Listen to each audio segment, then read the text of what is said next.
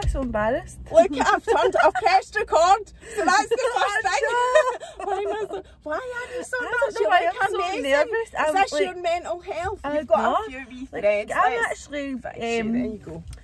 Mental health's probably been really good just now, like, but I know, I don't know, it's just weird, it's weird, isn't it? Like, so I better introduce you. So this is Laura Porter from Fab. Laura Porter Face and Beauty. So you're a specialist in facial skincare and aesthetics, yeah? So your passion absolutely is skincare. And I have had the FemiWand treatment from Laura, and I was just telling her, I still get people messaging me about that, and it'll be 3 years come the summer. It was when we were allowed out after lockdown for the first time. So you came for the FemiWand. I came for that. What were you getting up to over lockdown? I had a good guess. I know.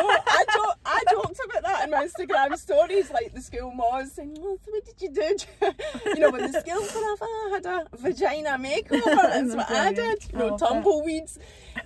So I had it, and it was amazing. So if we get a chance, we'll talk about that. But you've also battled with your mental health, and as a result of that, you set up your charity for baby loss. And I do want to talk about that, and obviously your mental health. But as I say, I do want to talk about the FemiWand, just because women don't talk about it, and I do think it might be helpful to talk about that. But talking about you, so you're in a good place. Yeah, like obviously, like I've kind of worked on myself for the last kind of year to make myself feel better. Just doing lots of different things. So yeah, and I'm just busy as ever as well, so I don't really have time. I don't have time to actually have mental health issues, because I'm where do I fit that into my day? Jesus, I've not got time to feel sorry for myself. I'm like, no, you just need to get on with it now. Obviously, like when I went through mental health issues, it was like as a result of baby loss, and like I would say that it was just a kind of breaking point for me. It kind of got to a point where I couldn't actually cope with things that were going on, and I had no control over the thoughts that were going on in my head and things that were happening. And I'm a really strong person, so normally I kind of do pick myself up quite easily, but for some reason I just couldn't shake that off, and I was getting worse and worse and worse and worse. But like then I've worked on myself, and I've like realised that like I need to put myself first in a lot of kind of situations, and you know, and I do a lot more of that now than you did before, because you were. Well, I say that like I'm actually get about 500 projects going on that are for other people, but like I do look after myself and make sure I do things for me. Whereas I was always guilty of doing putting a lot of people first before myself. Yeah, you come across like that. You're very much a giver as opposed to and I don't think that's a bad thing, but I think at that particular point, that kind of year when I was going through all that, there was a lot of eyes opened as well, where I kind of realised that actually I need to maybe stop doing that so much. And look after myself, because no one else is going to really look after you, are they? No, that's right. So what was it that happened, Laura? Do you mind sharing the story of exactly what happened? Well, I basically found out I was pregnant. I then had a miscarriage. Then after the miscarriage, I then broke up with my boyfriend at the time.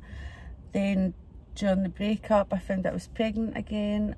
It was all a bit of a whirlwind, because I've always kind of said I didn't want to have kids. I've kind of thought I couldn't have kids. I've got endometriosis and things. So I think in my life I've always said if I say no to it, then it's my decision, you know, and that's fine. So when it did happen, I was totally overwhelmed, but also was very welcoming of it.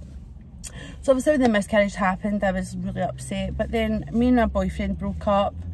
And then obviously I found out I was pregnant. So God, you imagine that call, having to tell him I was pregnant again. I thought he's going to think I'm an absolute crazy. Well, it's a bit crazy anyway. But and then that ended up being ectopic pregnancy, you know. So I was going through all that process, and I went through that on my own, because I wasn't actually with him. And it was honestly a mess. It was like, I was like, why is this happening to me?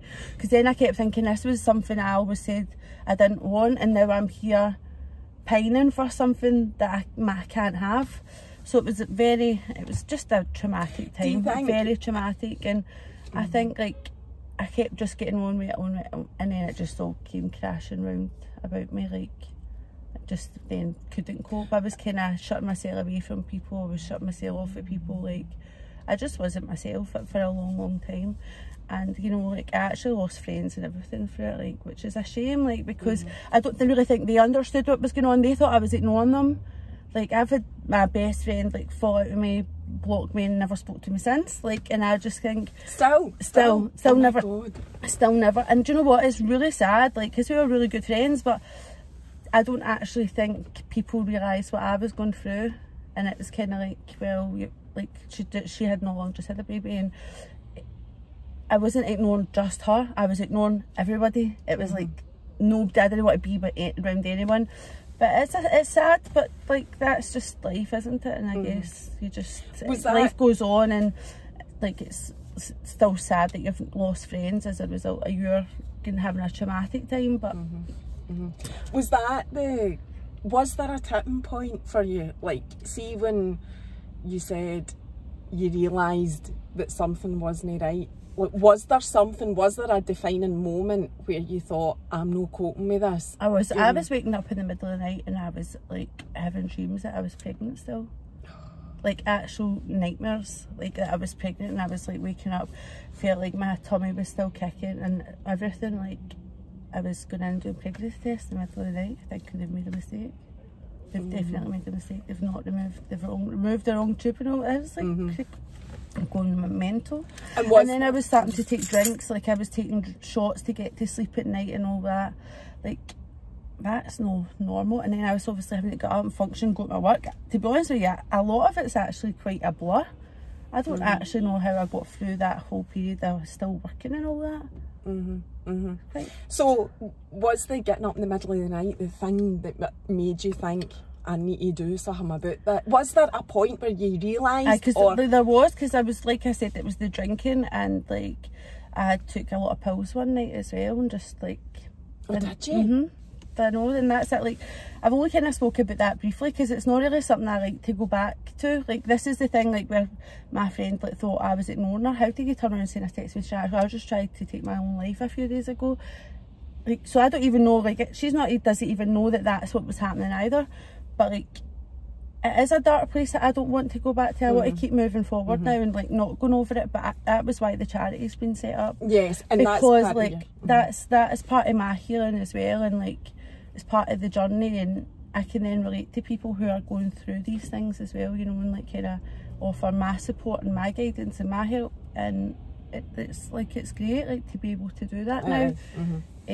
So I think then, rather than, like, you've made it quite clear you're not really wanting to go back there, so I don't want to push you to talk about that, but I think it's fair to say that for somebody that was a career girl, totally all about just getting on with your life, no wanting kids, work and whatever, and you've got a very successful business, to not want kids, to then fall pregnant, to then get into the mindset of, oh my God, this is amazing, this is actually amazing that this is going to happen to me, because I think that's what happened. That's it. And then it was taken away from you through miscarriage, and then you fell pregnant again, and that was another...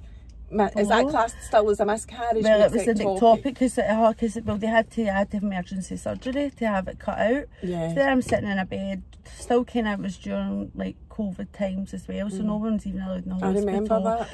And it was like, oh, you're going to get surgery, you're going to have a tube removed. And I'm just sitting there like, what does all this even mean? I don't even know, like, what's happening here, like, and you what the heck, like, on your own, you never had a partner. That's it. And he was phoning me, asking me when I was going back to hospital. I think he thought I was talking rubbish, like, that's the kind of impression, like, he's like, and I'm like, I'm in hospital now, and he's like, oh, you said you were going for a shower, and I'm like, they've got showers, do you know what I mean? Like, but then I was thinking, is it me that's mad? Like, but honestly, it was the most horrific experience, like, to go through, to think, I don't want that, to, oh yeah, I want that, to it taken away. Twice. And then I kept going like that.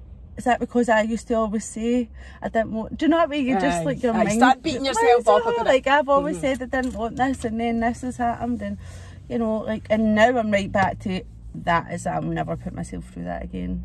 Oh, are you? Is that how you feel about it? Like, I value my mental health more than having a baby. Like, I genuinely... There's no guarantees, right? There's no guarantees that you could go through all this. I'm not I don't respond well to hormones, like, at all. If I was on the pill or any sort of kind of hormone in my body, I don't respond well to it. So I know I would probably be a classy nut job for 9 months, and who's going to put up with that? Do you know what I mean? I don't even want to put up with that. Like, so no, I genuinely would not even. That's the reason I don't have any more than one, because I had the hyperemesis gravidarum. I was like, fuck that, I am never doing that again. Because just the risk, it's horrific. Your mental health, anything like that, your mental health does really, really suffer. Well, that's the thing. I felt like I was going through a pregnancy and had nothing at the end of it, and still went through the whole. And I honestly, genuinely felt like that for months and months and months and months, right up until.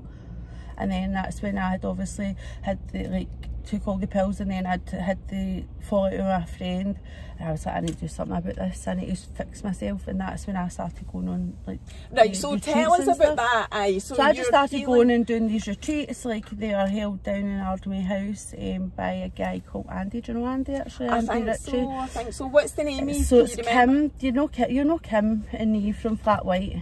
I know you're so talking that's her about. husband, basically. Right. He was started doing all these breathwork stuff, like, through lockdown. Laura McGuinness was talking about that last week. So the breathwork guy. It's really good. So I started going to his just the retreats that they were running there anyway. So it wasn't anything to do with the charity, and I just thought, like, this would be so good if we could incorporate this into, like, our services. So obviously with that you need to raise money, so that's how that was my focus. Then I started. But you hadn't actually started up the charity at that point. We started doing the. We've done a bit of research, right? But, like, I'm just one of those people, when I get an idea, I'll just go with it anyway. Like, I felt like there was nothing offered to me, even when I was in hospital that twice. There was nothing, like, no support. So I didn't even really know where to look or where to go. And then one of the places that I did find, they then had a waiting list, and then they had a fee.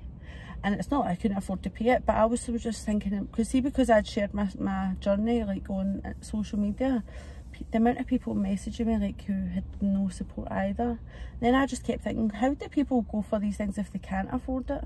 Like, maybe they've, like, not got any money. So that was the whole idea behind us trying to set up our charity, and it being a free service, like, so basically I now, like, just do all the fundraising for it. I have had people ask me if I get a wage for the charity, which I find absolutely mental, but I'm like, no, I don't. Basically the only people paid in our charity is the ones that run the services. Like, so our retreats, we pay for the retreats, and we pay for whatever, but everything's done on me, walking up mountains or walking for 90 miles to just raise money, like, so but in a way it's been great for me, because it's created a really nice headspace for me to, and focus that when you do these things, you're doing it to help other people. So setting up the charity was part of your therapy. The sun's just came out and it's absolutely sweltering now, so I'm going to have to put the engine on to get the windies down. I'm just melting over here. There we go. I'm just checking that the video didn't cut out, because that's what it's doing now that I'm on Spotify. So setting up the charity was part of your It was just part of me, kind of, to help me as well, you know. And also, like if we're going back to earlier, I'm a bit of a giver. Like, I've fundraised for years. Like, I've always done something for charity, like, kind of along the road. I don't know why I do that. It's just part of who I am. I just quite, like, enjoy it. So with the charity, but then it was quite stressful, because then I didn't realise actually what goes on behind in a charity. It's a business. I'm just going to set this wee charity up and raise money and help people, and then it was then you had to get then lawyers involved and get all this paperwork and whatever. And you need your trustees and all of that as well, because you can't be just the sole person. I can be a trustee. Oh, can you? I'm a trustee on it, but it's like, it's then all set up via a lawyer and stuff like that. So that's, again, that was all kind of, I paid for all that, paid for all the setup, and you get your board. So, you know, like, the board's really great that I've got there. I understand that we've had a few people back out recently. I think it's a really nice idea to be involved, but I don't think people really realise that there's a lot involved in it. It's a lot, like, so we've took a wee step back now, because it was getting a bit stressful there.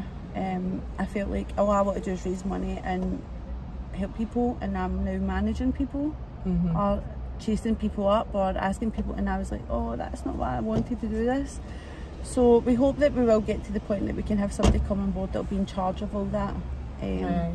but it's still just small and just growing. But the fact is, we're helping people every month, so that's ultimately that's what that's all that matters to you, helping people, and that should be, because that's what charities are all about, as well as raising funds, because you can't function without the money, sadly. That's it. So see, like in terms of putting the charity out there, because there'll be quite a few people who see this, are you open to people contacting the charity? Is it fully functional in terms So basically what we do is we're trying to try a different approach, and we're trying to do group work as opposed to one-on-one, although we do have things set up that people want a one-on-one for certain different things, but we're trying to try a more holistic approach and put people in a group environment, so that they're in a group environment with other people going through the same thing, so maybe like they can then connect with someone who's going through what they're going through. And then like the last group that went to the retreat, honestly, they had a weekend retreat, and it was like you're in a wee group chat, create a group chat, and everybody's in the same chat,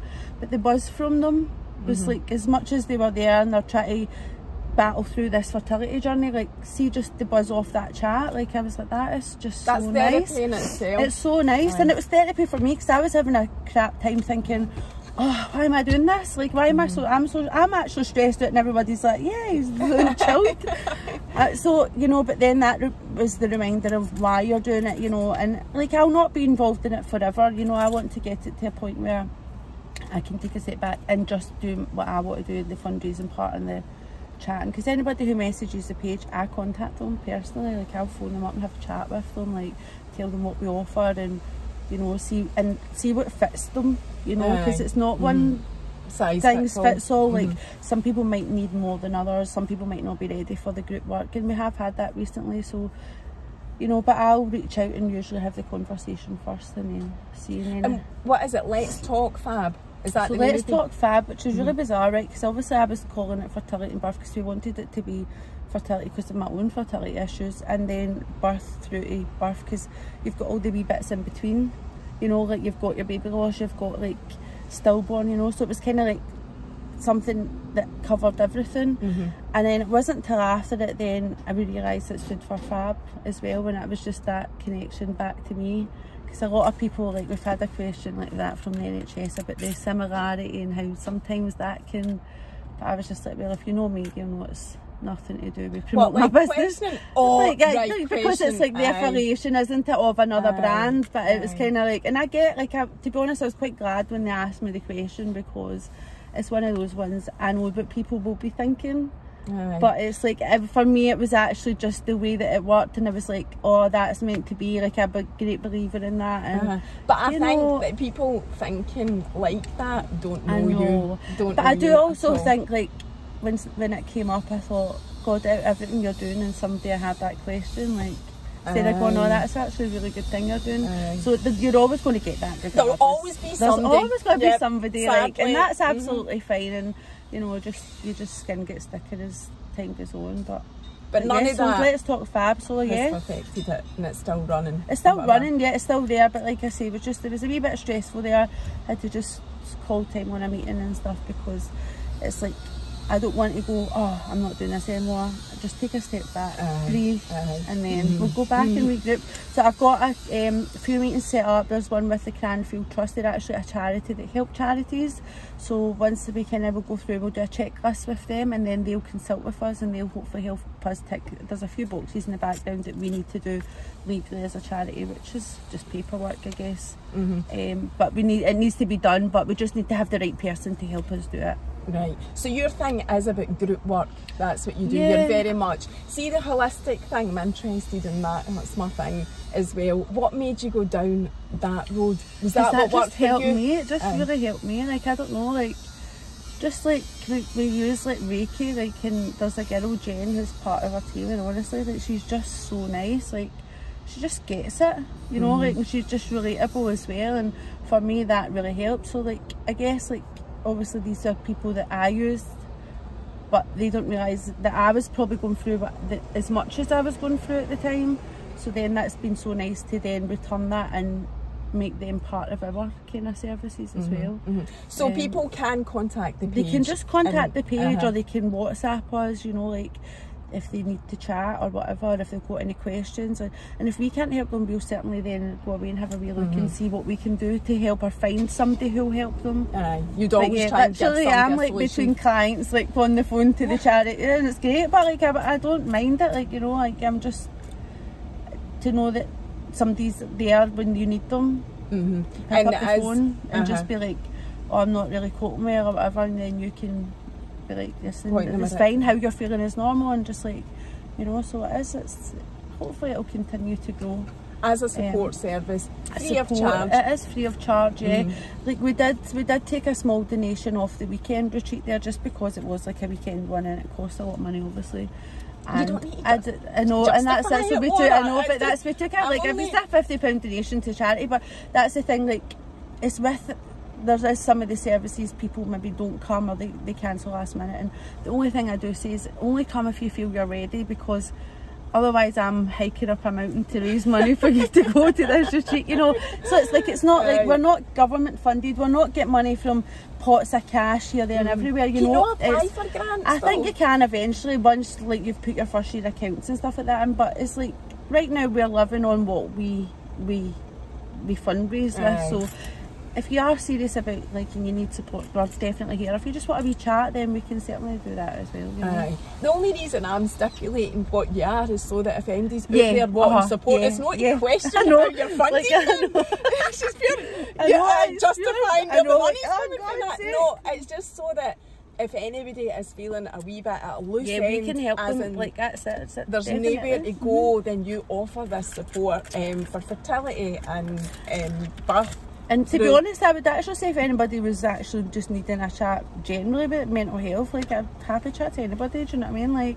there's just people that are 24 hours a day phone line, like no, but like, you know, it's a tough world out there, do you know what I mean? About it, I know.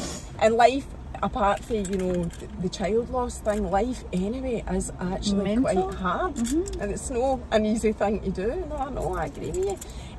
So I think that just speaks volumes of, that's the person that I know. Everything that you said there about your charity and whatever, that is the Laura that I know. You're just a giver, you just want to do things to, and I know it's been part of your therapy, but to help other people. That's it, it's nice, it's nice. I think more people should do it, like, do you know what I mean? Like, just pay back, just like do something for somebody else, you know. I feel like everybody's sometimes just out for themselves, like, and all, and I guess I am to a certain extent as well, but I do think I do actually get a bit more enjoy out of doing like the stuff that I used to go up and do up at the hospice, like just go up and paint nails one day a month, like for the wee patients, and like I do feel bad that I've actually not been up there in such a long time, but you know, like I just really used to enjoy that, like a wee day with the salon. I wasn't getting paid for it, it's just free time, like you would just make a day a month and do it, like you're just giving back. It's just something to do that's charitable. I think everybody should try it. You're a good person. Everyone should try it. Come and volunteer at the charity, give me all your time. Work for Laura's charity for free. And we're only joking before Laura starts justifying it all again. God's sake. So moving on to like your Face and Beauty, the business. How did you get involved in that? How did you start up? Like, because you're on your own as well with that. I know, I was actually talking to somebody about this yesterday. I used to work in the banks, right? Like, now, that's right, really, I know, used to really be quite cheeky. Like, I am still quite cheeky, right? But I'm not nasty. I just say what's on my mind. And I worked for this bank, and basically I was doing a job, and then I went for the interview for the job I was already doing and never got it, and I felt really dead disheartened about it, because I really felt like I came across really well on the group presentation and stuff like that, and asked for feedback, and the feedback wasn't anything, it was just they expected more from me or something. And I just thought at that point, oh, I'm out of here. I went back to college, and I went back to college when I was 24 and done a HND and an NQ, so I was there for 3 years, and then I decided I would never work for anyone again, and that was it. The rest is history, and here we are. So tell us, no, I want to know more than that. So I just, like, my grandpa lent me my first 500 quid, and I went out and bought a waxing pot and a beauty bed and stuff like that, and just set up did you do a wee room in Cambuslang and a wee ladies gym, This is my first Is wee that room. where you really? I just had a wee room in there, and then I had another wee room that shut down, and then I had another wee room in, I went into the town, I think, actually, then after that. And then that shut down. I was like, what the hell? Everywhere was just shutting down. Moved into another place in the town. And then I ended up in Burns. No, that shut down as well. Honestly, it was pure, maybe me, bad luck. But then I was just like, I'm doing mobile. I was like, I'm not going into another salon. No way, I've had enough. And then I took on a wee dinner rooming job at the time, because obviously I was just mobile and didn't know if the clients were going to want me to go in their house. I know, so I used to go do my clients in the morning, go to the dinner rooming job, go back out and do the clients in the afternoon. And then I wee dinner rooming, honestly. And then the lady I worked with for 10 years in Burnside, like they contacted me like, oh, they had a room, and I was just like, no, I'm not going into somewhere else. And then I ended up giving up into Burnside, and I was in there for 10 years. So and then just COVID, I was in the middle of renovating a new shop across the road, and then had problems with the landlord, just going back, just with things on the contract, and then obviously COVID happened, so I just walked away from it. So lost a lot of money obviously in the project because I hadn't signed the lease, silly bugger. And then ended up in the house for a couple of years. Where are you now? I've got a shop. Have you? I opened a shop in January. I didn't know that either. Yeah. And that, your own shop? My own shop, yep, and back in Burnside. So back literally 10 doors down from where I used to be. If people book you through your page, that's where they'll go, Burnside? Yeah, back How to did Burnside. I not know that? I know, so like it's been a bit of a mad, crazy couple of months. I literally went in, seen it, took the keys there and then, because I know the lady, and I was just like, just give me it, I'm just going to, and I had the builders in on the Monday, started ripping it out and refitted it, and I was in 3 weeks. That's 3 weeks later, so because I just knew I didn't want to reopen up in the house after Christmas and New Year. I was like, no, we're getting out of here. See, as a woman setting up your own business, what would you say was the hardest thing in all of that? I don't know, like, to be honest with you, I probably like get off a wee bit on the stress. Like, I see if I'm quiet, like I'm like, there's something up, like, so like I'm just, I don't know what was probably the stress of that. I don't think that was that stressful that time. What is it that drives you? Was it the not working for anybody else, or was it just being financially independent? Like, what was your driver? I don't even know what the drive is, to be honest, like, because it's no money, like, because like that doesn't face me at all. Like, I don't actually know. I just probably just proving to myself I can do it. Like, just to be self-sufficient. Just to be, that's it. Just keep moving on and doing another project and just doing it. Like. And you're quite you're being all like, you know, coy in that here because you're quite well known in the Glasgow aesthetics, beauty treatment, you know, field. Like, big names come to you. Am I allowed to say any of these names? Or is it a secret? Just in case. No, right, better no. I'm sure they're on your page. I'm not a name dropper. Well, Laura does do, when we talk about aesthetics, you don't personally do No, I Botox don't do injectables, no. Like, I like to kind of focus on trying to repair the skin and like using the, I think, I'm not a doctor or anything either, or a nurse, and I genuinely don't think I would feel comfortable putting a needle near someone's face. Like, it's just a different ball game, isn't it? Like, but you do need to be qualified if you were doing that anyway, to some extent. I mean, I know there's courses and all of that. You don't need to be a nurse. You don't have to be, but no, that's not for me. I'm just happy just buying the machines and tell us about the machines and stuff that you use. That's it. It's just researching, isn't it? Seeing what's out there and what's the best, like. And people will not know what these machines so there's ones for skin tightening, there's one for pigmentation, there's lasers, like. And you deal a lot with people with extreme or severe, I don't know how you would class it, acne. And they've seen some amazing before and after pictures. So if somebody came to you, talk us through that process of like really quite, you know, it was affecting their mental health, which ultimately it's linked, it's all linked. Their acne was so bad it was affecting their mental health. What would the process be?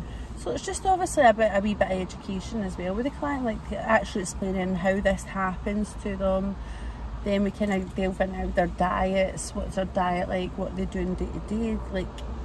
And the more you get to know the client, the more they'll come out and they'll tell you, maybe not tell you everything straight away. So it's learning. Like, I can generally tell what they're doing wrong, but I need them to tell me that, because that's all right me saying it, but if they don't notice it themselves, they'll keep making the same mistake. So I'm really good at checking in with the clients, like at text them, or even if they go home with just the skincare or anything like that, like I get them to do like a check-in. You know, you go to the gym, I get them to check in with me, like updated face pictures and stuff like that, and then I'll tell them what products to use at certain days or certain times or whatever, you know. So it is a process. Like, it's not like come in and you'll get a treatment and you'll be fixed overnight. And no, sometimes people come in and it gets a bit better and then it gets worse again. But then it's like you eventually get to the bottom that it's usually something that they're doing that causes it to get worse again.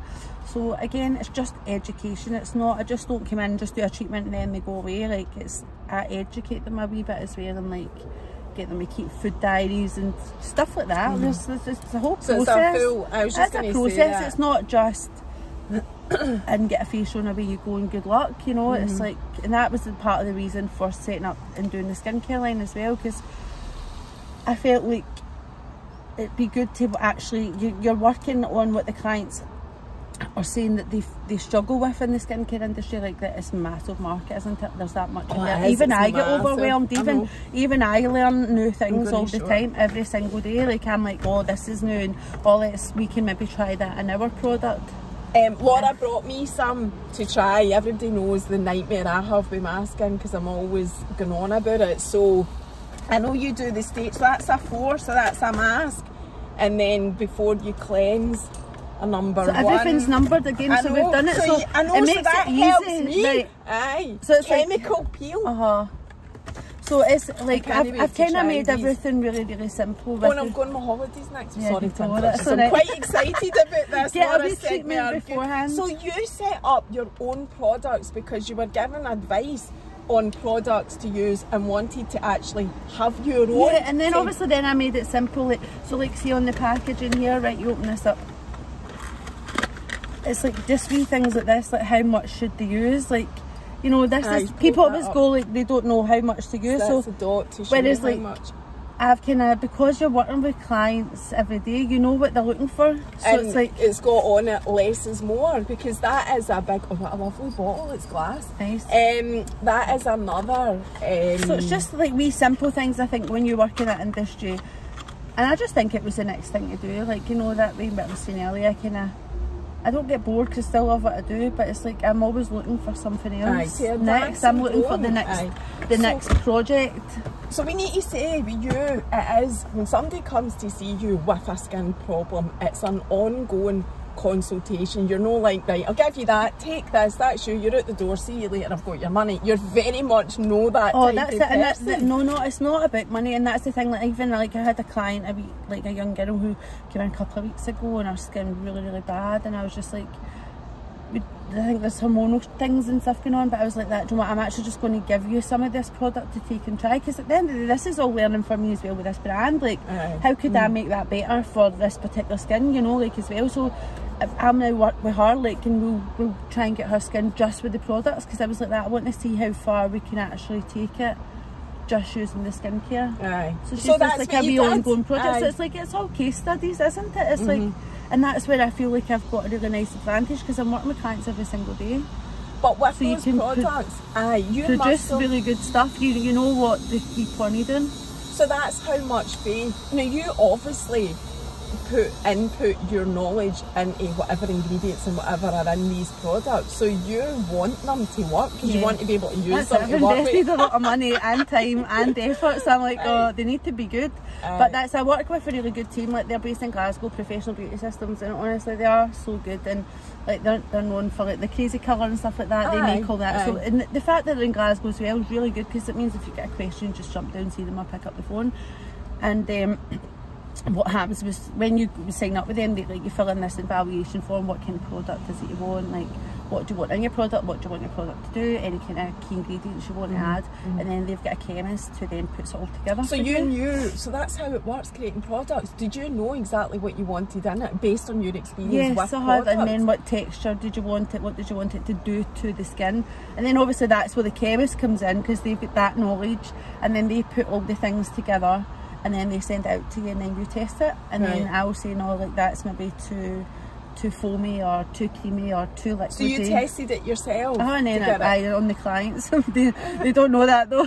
They were the guinea pigs. No, I'm only joking. I used to actually give wee bottles of stuff home to people and just be like, listen, this is a wee demo, give me feedback. And there was sometimes like some of the treatments maybe be too harsh on the skin and that, but it was good because the clients trusted that it was a part of the process. So they were all part of the process of the brand as well. Like they got to their input on that, like what would you like to see, or what was that like, you know. So that was really good to develop it that way. And obviously it's just an ongoing project now, probably for the and you're rest still of my improving life. it and getting your perfect product. So the product, so we're like, obviously we've got 7 products out now. There's a new product about to launch next month. So I need to ask you about these. So right now I totally want to talk about these products, right? Because my skin is super sensitive. It just seems to react to, I don't even know what, Laura, I don't even know what the products are in certain products, you know, the products within products that cause it. But I've been using the same moisturiser, you know, the same brand Olay, right? But now I'm on to Regenerist because as my skin gets older I need to use the stuff for older skin. But every now and again I'll go, right, I'm going to try this, I'm going to try that, I'm going to try and get something better because I'm 50 this year and really I should be looking for really good products to help my skin. So what would you say to me then with these products and what I've told you based on having super sensitive skin? What should I expect? So what I would suggest you do is you start with 1 product at a time, and you use it for a few days to a week, and then see how your skin responds to that. If you go up the road and use all that on your skin, you don't know what you're reacting to. I'll be on the phone to you. Oh my God, I'm going on holiday, I've reacted. I'm like, so I think the best thing in that situation is come into the salon, I'll try the products on you, and that's what we do. We offer free consultations like with our skincare as well. You come in, we try the products on you, see what you like, and see, generally, I'm pure not into sales, right? Like I've probably actually taught myself a business, but I literally will send most people home with 1 product at a time because 9 times out of 10 they've got a cupboard full of stuff that probably would be good, and I'm like, get up the road and use that first, but here's 1 product that you can maybe start to use.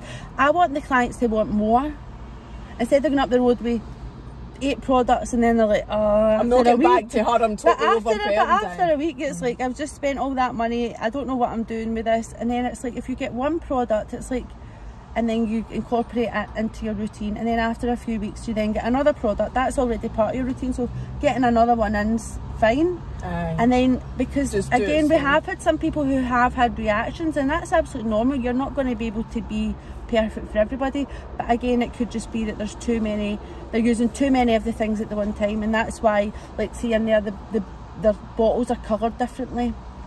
So that you'd know when to use them. So like your black bottles are your daily products and your white bottles you use weekly. Right. So it means then you know you're not using those white bottles every single day, and if you do it gradually you can build on it, as opposed to going up the road and trying your white bottles on every single day, and your skin's like, whoa, what's happening? Especially so I definitely think a lot of reactions can come from overuse of product, not using the right product, and just using too much of it. So I would start, for you personally, just starting using your number 1. It's really hydrating. It's a before you cleanse product. Don't take all your makeup off. Put it on your face. Add water to your skin as well. So I always, anytime I cleanse my face, I always put the product on, add water on, because water's the biggest component in any skincare. It's usually the first ingredient. So see, adding water, it actually allows it to process into the skin better, and you'll feel so much cleaner. Wet your sponges and then take the product off. Right. And so then that's like got natural vitamin C and vitamin E in there as well, so it says got a wee slight kind of brightening to the skin, but it's great for removing your makeup. So that is before. But 1 pump of that, honestly. 1 pump in my hand, clean my face, massage it all over, add water and sponge it off. Take it off. So it is. So it says before you cleanse, because you're emphasising the fact that the water is a huge important part of that. You just know that you'll use that before you actually cleanse your skin, so that would get all your makeup off. Right, I get you. All your SPF, all the dirt of the day, anything, any kind of like residue that's on the surface of your skin. So see, when you take that off, then you cleanse your face, it means you're actually getting the benefit of your cleanser and more hydrating on the skin. You know, that's going to remove everything. Right, that's what I will do. I will. But see if you scan this as well, it actually shows you how to use it. like she's got a QR code. I love a QR code. They've got them everywhere. That is exactly what I need, because I am shit at skincare. Everybody knows this because my skin is so sensitive. Because Lola is massively into skincare, right? And we're totally different, because even at 11, she's obsessed and can buy anything and use it. She'll be all over it, but no, I want it first.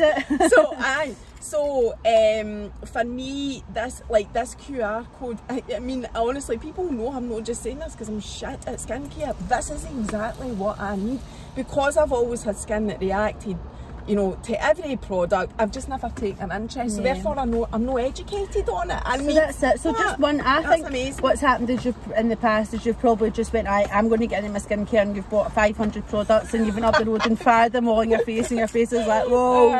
And that's probably what's happened. So one thing at a time, number one, and you can use your number 8 during the day, and then that's it, and then see how you go. The mask is amazing, like genuinely, that's been our best seller so far, and it's an overnight mask. You can actually put it on 20 minutes before you go to bed, dries in, and you can wear it to bed, and it honestly, see in the morning, will it make me look 15?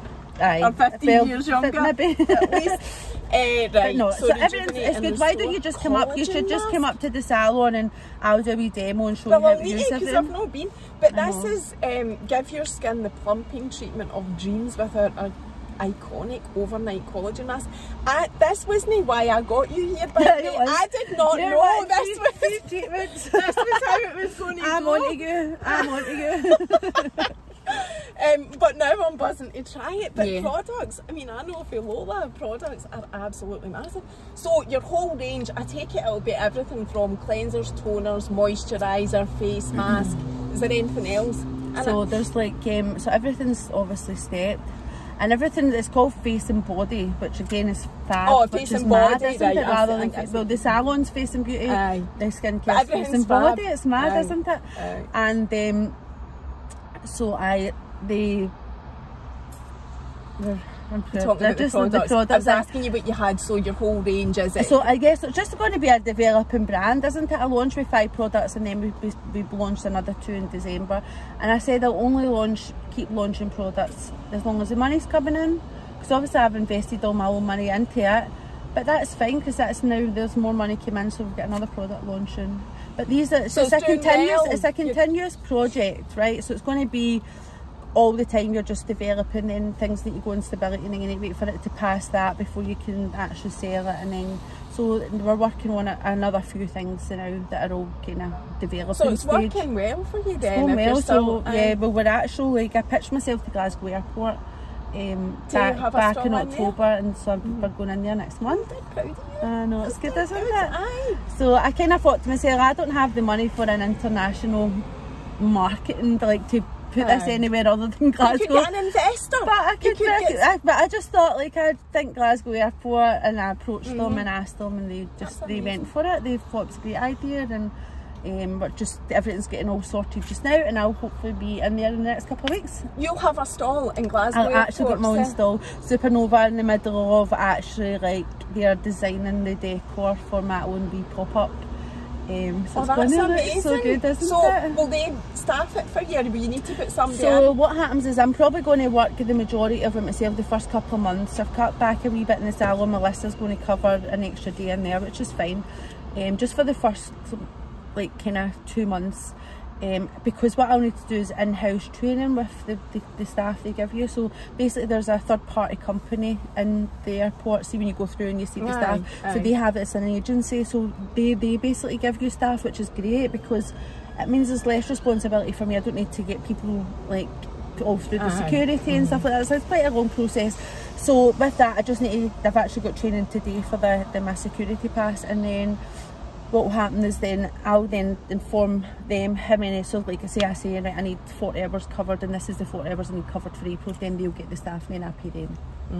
So that right. So I mean, that's incredible. I know, it's so good. So you've got on your holidays, and what we're going to do is we're going to do wee complimentary skin treatment. So it means that people can come in and they can get a wee clean of their skin, and then we can maybe pop the mask on, because the mask is amazing for flying.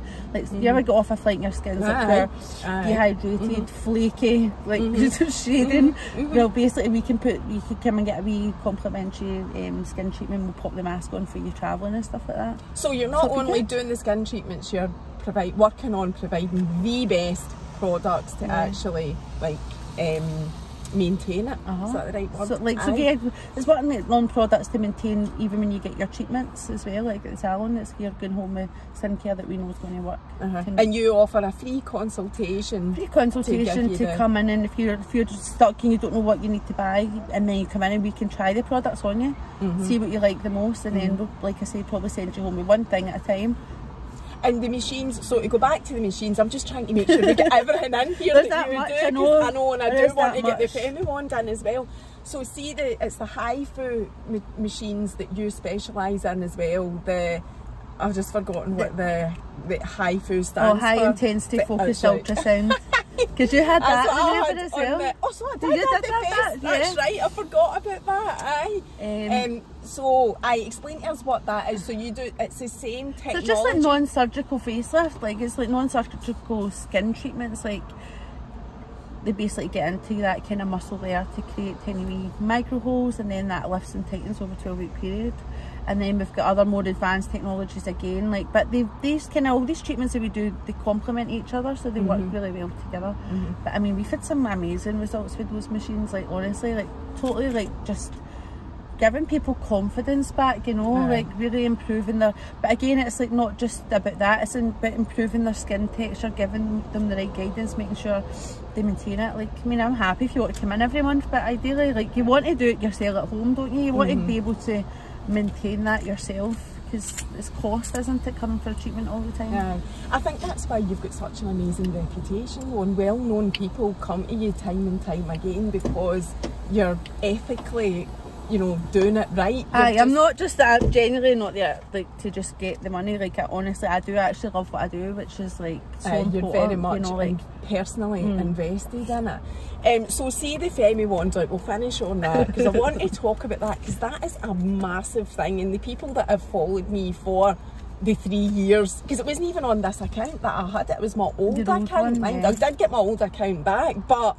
it was on that old account that we did it, but I talk about it like often on this account, and that's the vaginal tightening HIFU treatment. Yeah, so it's just the same. It's literally the same as what we do at your face, but we just do it. You do it inside your vagina, your front bum.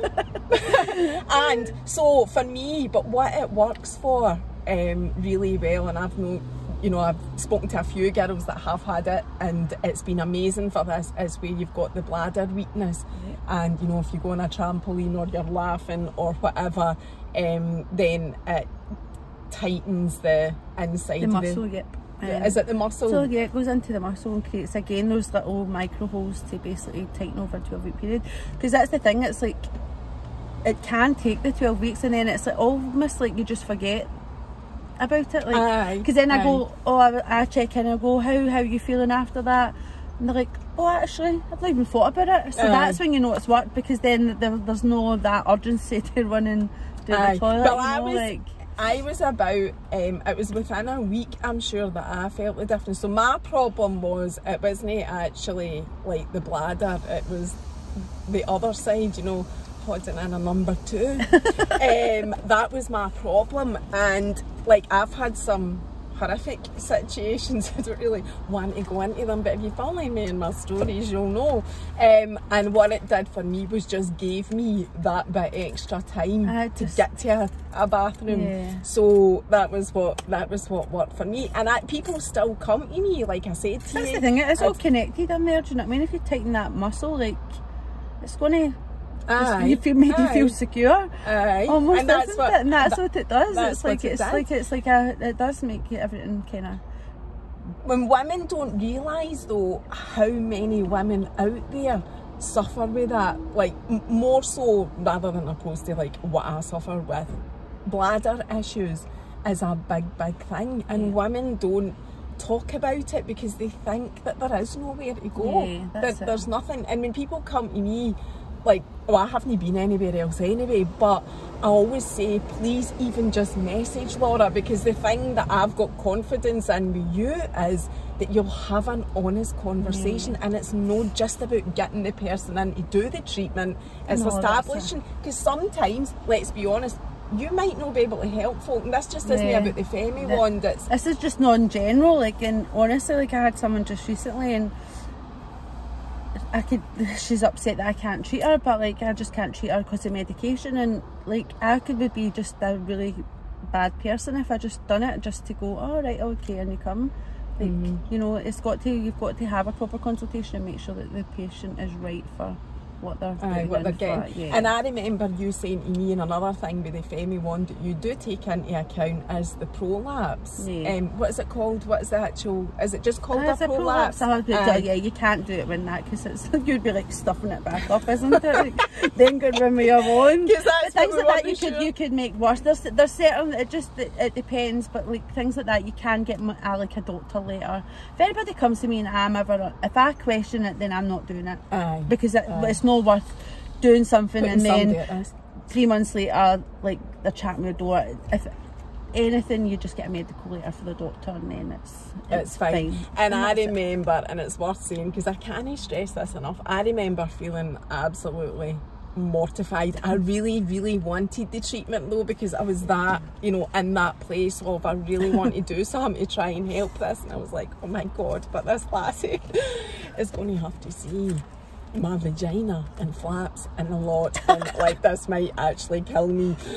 So I had the whole conversation where about, you know, after having a forceps birth, things are, you know, not how I would like them to be down there, but you absolutely, honestly, I can't recommend you enough for that, because you were so, I wish you'd been my midwife. I remember thinking, I wish you'd actually been there to deliver my baby, and I wouldn't have felt so horrific. But I can't stress enough how relaxed you put people, how at ease you put them when they're, because it is, people don't go for a smear test for that. No, exactly, that's it. But that's it, it's just, and that's like why smears are so important as well. But like, it's just like these people that you go to look at vaginas every day, like, you're not anything special. You're not special, it's just a job. Laura brings you back down to earth as well, you know. On the bed, hurry up, you're fine. So no, I do recommend you for that. So just to finish off then, how are you feeling now? I'm good, I'm really good.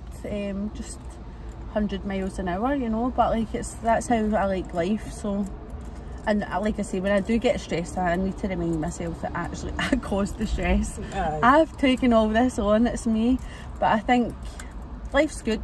Life is that really one of your coping mechanisms? Just like taking a step back. What is your coping now? I don't even know. Like, you've just done enough work on yourself that I know when I need to take time out now. Like, whereas before I would keep charging on and probably just keep doing it when I was upset or stressed and it was all bugged in. Like, I get a bit stressed like when there's like loads of emails to go through and stuff like that. So then I realise I just need to take a step back, breathe, and then go back to them. And are you taking time off? I do, like, I was away. I was away in Bologna there, although it was a work trip. We had a nice wee break. We went to a big beauty exhibition there. It was really good.